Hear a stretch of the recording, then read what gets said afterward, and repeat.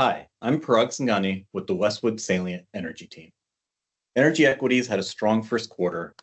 The sector was already up 20% before the Iran war erupted in late February, and in March, equities continue to move higher. Within the energy infrastructure space, midstream actually was up 4% for the broad industries, while AMZX, the MLP only index, was up about 1%. Year to date, midstream indices are up 17 to 23%, depending on the index.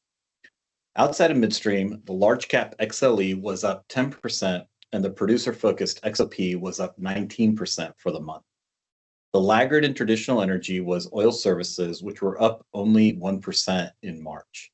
However, year to date, across the board, traditional energy indices are up 34 to 38%. And we believe that the slowdown you saw in the OSX names, the oil service names, during the month was simply a pause given their outperformance for the year relative to their peers. At the commodity level, WTI crude was up over 50% due to the war in Iran and the closing of the Strait of Hormuz. Landed LNG prices were also higher during the month as supply from the Middle East was cut off from the global market.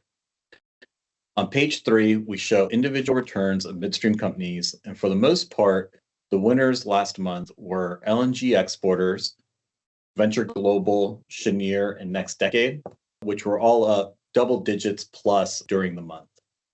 In addition to the LNG exporters, oil-centric companies like Plains All American and ONEOK also had a strong month. ONEOK up 9% and Plains All American PAGP up 8% during the month.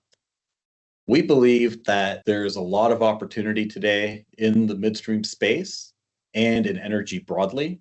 But when we look over the long term, we think that we're starting to see the market transition.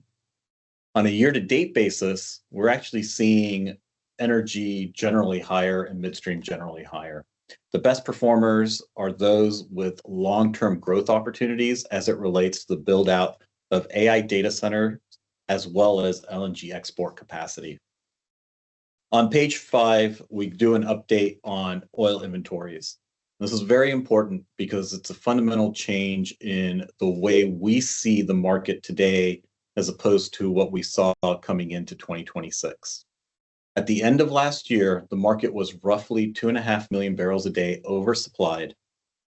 But with the Strait of Hormuz closed, we believe that oversupply is now a deficit of roughly 10 million barrels a day.